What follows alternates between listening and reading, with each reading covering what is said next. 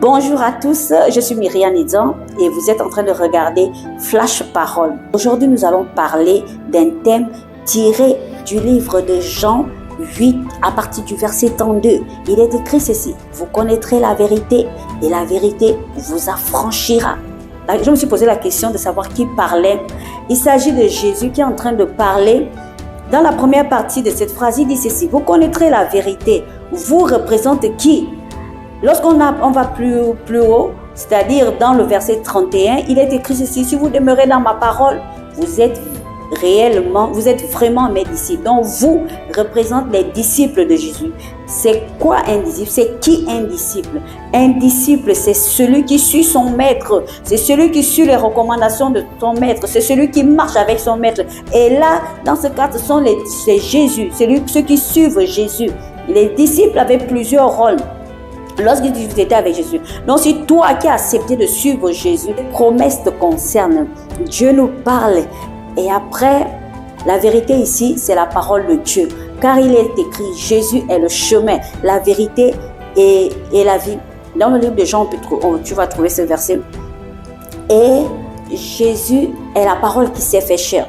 Donc, on peut donc dire dans cette première partie, vous connaîtrez la parole, vous connaîtrez Jésus. Et dans la deuxième partie, il est écrit: la vérité vous affranchira. On parle d'être affranchi lorsqu'on sort d'une prison, lorsqu'on sort d'un endroit fermé, où on était esclave, on était bloqué, on n'arrivait plus à avancer, on était dans une maison fermée. Ainsi, dans la version Semeur, il est écrit: la vérité fera de vous des hommes libres. Vraiment, cela confirme que c'est une promesse de Dieu. Et la Bible dit: Dieu veille sur l'accomplissement de ses promesses dans nos vies. Jésus est, et il est cette parole qui va me libérer, qui va me délivrer de toute forme d'ignorance, d'illusion. La vérité s'oppose au mensonge. Et la parole de Dieu est la vérité absolue. Il faut donc chercher à connaître cette parole. C'est pour cela, lorsqu'il s'adresse aux disciples, il est en train de leur demander: cherchez à connaître cette parole. Il faut connaître la vérité des Écritures.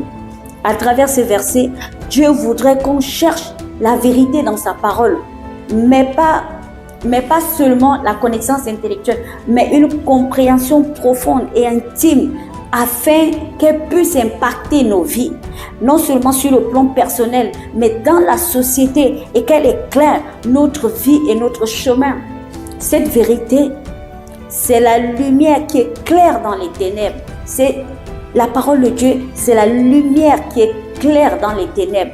Elle brise les chaînes qui te maintiennent dans les prisons spirituelles et dans les prisons physiques. Ces chaînes qui nous maintenaient dans l'esclavage, dans le péché.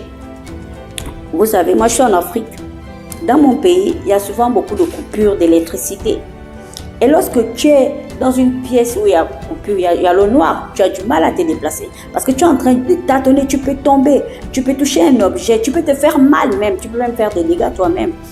Et c'est pour cela qu'on parle. Et c'est pour ça qu'il est en train de dire: avant de me connaître, vous étiez dans cette situation, vous étiez dans les ténèbres. Ça vous empêchait de voir les pièges de l'ennemi, de les connaître même et de penser même que c'est bien. Mais lorsque tu embrasses la vérité de Christ, qui est la vérité absolue, cela prouve que tu es libre des fardeaux du passé, des peurs du futur et des illusions du présent. Si tu es au chômage, par exemple, ce n'est pas une bénédiction de Dieu d'être au chômage.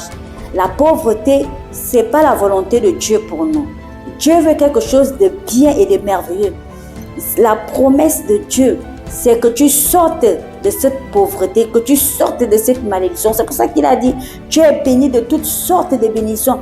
Alors quand ton argent doit te servir à être épanoui dans la société, à être épanoui dans la vie, alors Jésus est avec toi pour t'ouvrir les portes de la bénédiction. Jésus est avec toi.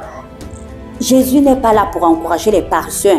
Jésus n'était pas en train de dire que les gens ne doivent pas travailler, parce qu'il a dit: vous connaîtrez la vérité vous affranchira. Et dès qu'on a Jésus, on va maintenant rester dans la paresse, parce qu'il y a une promesse qui dit: nous sommes bénis de toutes sortes de bénédictions. Ça, c'est pas ce que la parole de Dieu dit. Il faut connaître et sonder les Écritures pour savoir exactement ce qu'il est en train de dire et qu'est-ce qu'il faut faire. Si tu es malade, ce n'est pas la promesse de Dieu, ce n'est pas la vérité de Dieu. La vérité de Dieu, c'est que Christ est mort pour que toi, tu sois sauvé. C'est par ce meurtrissure que tu es guéri. Et c'est ça la volonté de Dieu.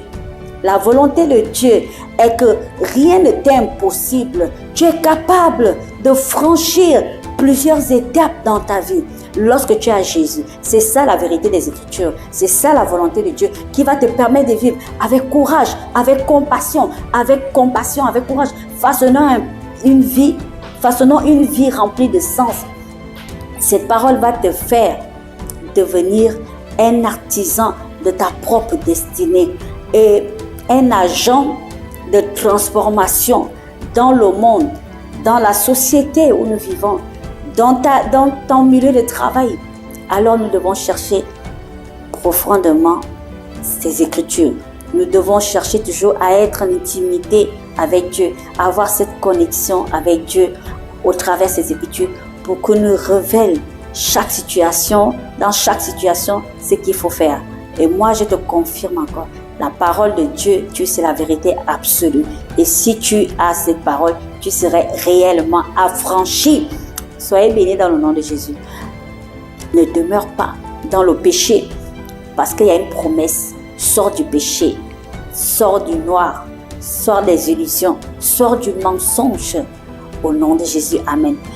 Nous avons terminé. Je disais que cette émission, c'est Flash Parole. Et vraiment, soyez pleinement bénis et renouvelés. Soyez transformés dans le nom de Jésus. Amen. Merci Seigneur. Je bénis toutes les personnes qui ont regardé. Je vous prie de partager, de vraiment partager ces émissions.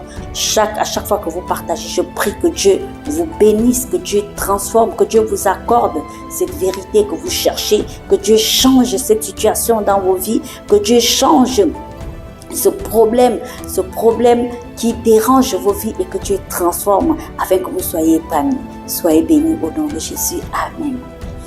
Merci. Ici c'est Flash Parole avec Myriam Nidon.